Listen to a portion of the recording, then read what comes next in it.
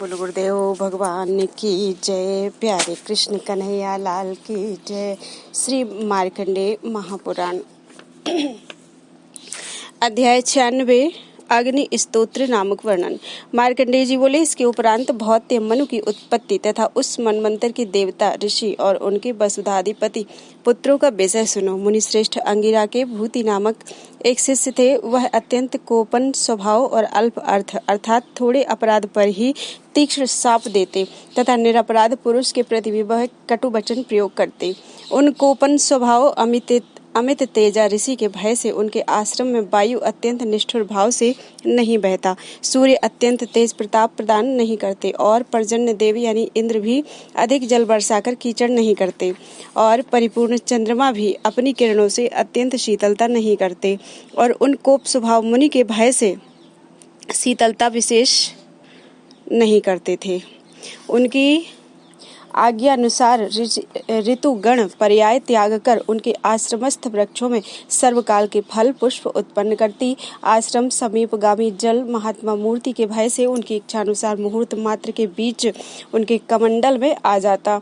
हे विप्र, वह अत्यंत कोपन स्वभाव मुनि क्लेश नहीं सह सकते थे, किंतु तो भी उन महाभाग ने अपुत्र होने के कारण मन में तपस्या करने की इच्छा की। उन पुत्र की कामना करने वाले ऋषि ने संयताहार और शीत वायु अग्नि का कष्ट सहकर तपस्या करूंगा, इस प्रकार चिंता करके तपस्या में ही मन लगाया। हे महामुनि, तपस्या काल के समय भी पक्ष में चंद्र अत्यंत शीत का कारण और सूर्य अत्यंत ताप का कारण ना हुए, अर्थात चंद्रमा अधिक शीतलता और सूर्य अधिक उष्णता नहीं करते थे तथा वायु भी अत्यंत प्रबल भाव से नहीं बहता था। वह मुनि सत्तम भूति जब द्वंद्व भाव शीत उष्ण से पीड़ित होकर भी अपनी अभिलाषा को प्राप्त नहीं हुए तब तप करना छोड़ दिया। सुवर्चा नामक उनके एक भाई थे, उन्होंने इनको यज्ञ में निमंत्रण दिया।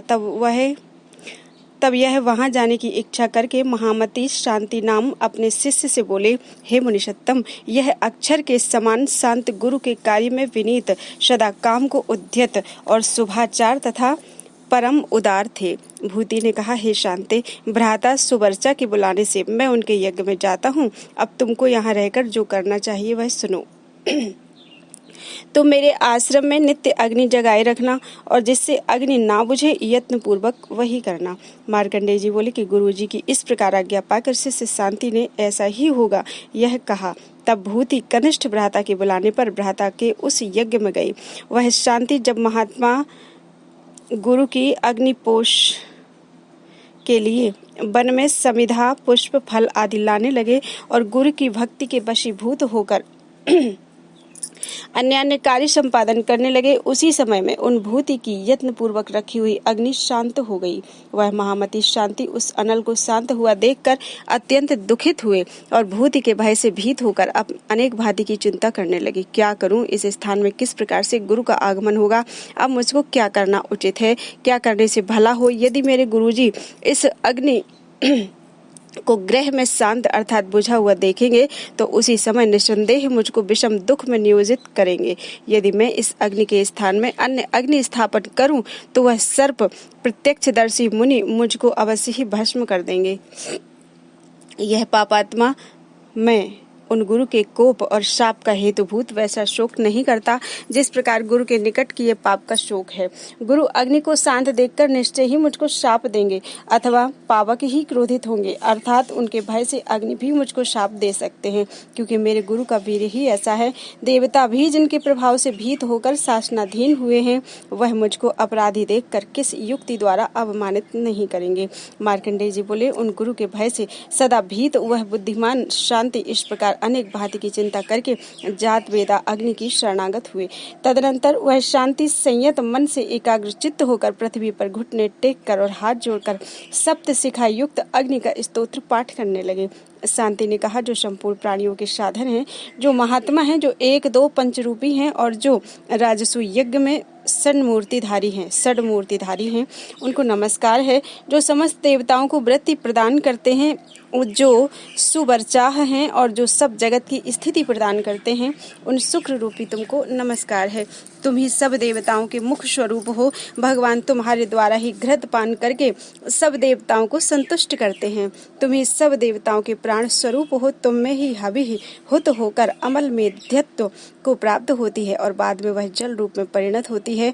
हे अनिल सारथे, उससे ही समस्त औषधि उत्पन्न होती है और उन सब औषधियों से ही जीवगण सुखपूर्वक जीवित रहते हैं। हे पावक, मनुष्यगण तुम्हारी उत्पन्न की हुई औषधियों के द्वारा जो यज्ञ करते हैं और उन यज्ञों के द्वारा ही देवता, दैत्य और राक्षसगण आप्यायित अर्थात तृप्त होते हैं। हे हुताशन, तुम ही उन सब यज्ञों के आधार स्वरूप हो। अतएव हे बहने, तुम ही सब के उत्पन्नकर्ता और सर्वमय हो। हे पावक, देवता, दानव, यक्ष, दैत्य, गंधर्व, राक्षस, मनुष्य, पशु, वृक्ष, मृग, पक्षी और सरीसृप गण तुम्हारे द्वारा ही तृप्त होते हैं, संवर्धित होते हैं और तुमसे ही उत्पन्न होकर अंत समय में तुम में ही विलीन होते हैं। हे देव, तुम ही जल उत्पन्न करते हो और फिर तुम ही उसको पान करते हो तथा तुम्हारे द्वारा ही वह पाचित होकर प्राणियों का पुष्टिकारक होता है। हे भगवान अग्नि, तुम ही देवताओं में तेज रूप हो, सिद्धों में कांति रूप से, नागों में विष रूप से और पक्षियों में वायु रूप से वर्तमान हो। हे देव, तुम ही मनुष्यों से क्रोध रूप से, पक्षी और मृगादि में मोह रूप से, वृक्षों में स्थिति रूप से, पृथ्वी में काठिन्य अर्थात कठिनता रूप से और जल में द्रवत्व रूप से स्थिति करते हो।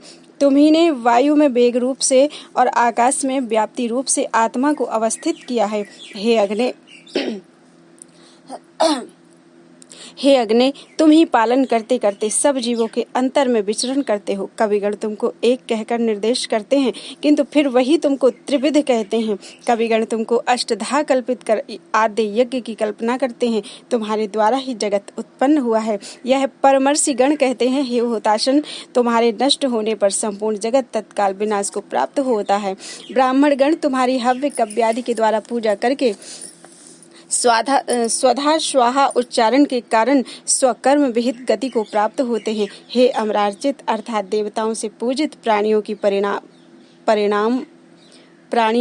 परिणामात्मा वीर्य स्वरूप समस्त अग्निशिखा तुमसे ही निकलकर भूत गणों को दग्ध करती है। हे महाद्युते जात वेदाह, यह विश्व तुम्हारी ही सृष्टि है। हे अनल, वैदिक कर्म और सब भूतात्मक जगत तुम्हारे ही अधीन है। हे पिंगाक्ष अनल, तुमको नमस्कार करता हूँ। हे हुताशन, तुमको प्रणाम करता हूँ। हे आद्य, हे पावक, तुमको प्रणाम करता हूँ। तुम ही भुक्त यानी भोजन किए और पीत द्रव्य यानी पिए को पचाने के कारण विश्व पावन हो।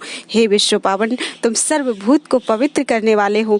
तुम ही सस्य के पाककर्ता अर्थात पकाने वाले हो और जगत को पुष्टिकारक हो।